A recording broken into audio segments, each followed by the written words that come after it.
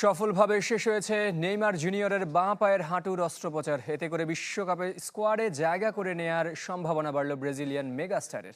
বিশ্ব আসরে জাতীয় দলের হয়ে খেলতে ইংলিশ প্রিমিয়ার লিগ কিংবা বন্ধু লিওনেল মেসির সঙ্গে জুটি বাঁধতে পারেন ৩৩ বছর বয়সী এই ফুটবলার।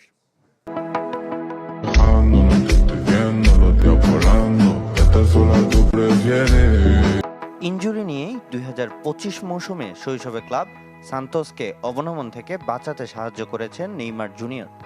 সম্প্রতি হ্যাট্রিকও করেছেন তিনি, কিন্তু ক্লাবটির সঙ্গে তার চুক্তির মেয়াদ শেষ হচ্ছে চলতি বছরেই।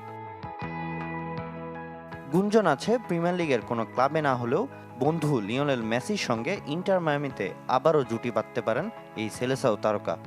বেলো হরিজেন্তেতে নেইমারের বা হাঁটুতে মেনিসকাস চোটের অস্ত্রোপচার শেষে সেরে উঠতে সর্বোচ্চ ১ মাস সময় লাগবে বলে জানিয়েছে ব্রাজিলিয়ান সংবাদ মাধ্যম গ্লোবো।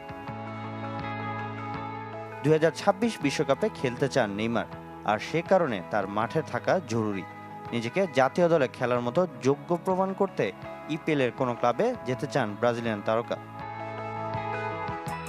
সেই সম্ভাবনা নিয়ে এখন চলছে বিশ্লেষণ, আর তাতে ঘি ঢেলেছেন সাবেক ইংলিশ উইঙ্গার ক্রিস ওয়াডল। নেইমার তো আর শেফিল্ড ওয়েডনেসডেতে খেলতে আসবেন না, তাই না? বড় কোনো ক্লাব যদি তাকে নেয় তবে সেটা হবে শুধুই প্রচার আর বিপণনের জন্য।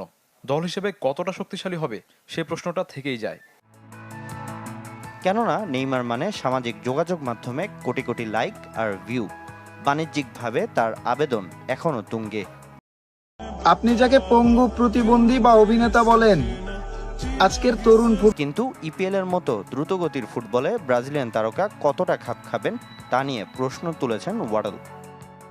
আমার মনে হয় না কোনো বড় ক্লাব তাকে নেবে। তার হাঁটুর গুরুতর চোট ছিল। প্রিমিয়ার লিগ হলো গতির খেলা। মাঠের পারফরমেন্সে তিনি দলকে খুব বেশি কিছু দিতে পারবেন বলে মনে হয় না। ২০১০ সাল থেকে আন্তর্জাতিক ক্যারিয়ারের যাত্রা শুরু হলেও চোটের কারণে ৬ বছরেরও বেশি সময় মাঠের বাইরে ছিলেন ৩৩ বছর বয়সী এই ফুটবলার। ২ বছরেরও বেশি সময় ধরে জাতীয় দলের বাইরে তিনি।